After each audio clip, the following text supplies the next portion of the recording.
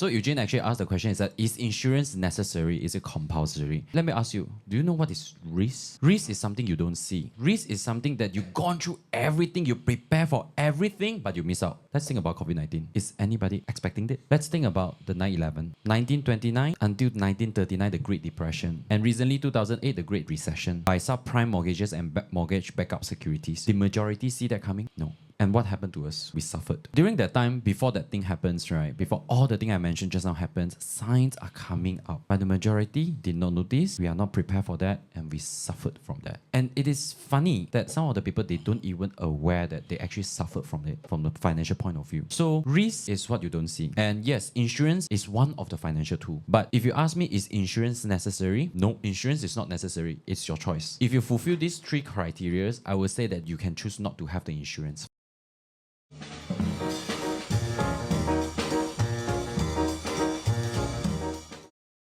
First, you have enough funds so you don't have to have any active income and still be able to pay for all the medical bills without affecting your lifestyle at all. And you can choose for the best and the newest medical treatment. Second, no matter what happened to you, sick or lose the ability to work, it has no financial impact to your financial goal. Other than this, last but not least, your income has no impact at all to everyone around you when you can't have any active income. And no matter what happened to you, their financial will not be impacted by it at all. So if you can fulfill these 3 criteria, I would say that insurance is not necessary for you. But then you have to think about it. For people who actually fulfill these 3 criteria, for example, family Walton from US, family Wallenberg from Sweden, and family Arnault from France. 3 of them combined, they own 800.8 billion of USD. They are the top 3 richest family in the world. Guess what happened? Their trust fund make sure that all the members that are in the trust fund have life insurance, and not only life insurance, they have other insurance as well. If the top 3 families are doing that, I think it is something that you need to think about it. Of course, you can choose not to buy. It is your choice. But if you ask me, I strongly recommend for us, anyone, to actually mitigate the risk, because it is actually riskier if you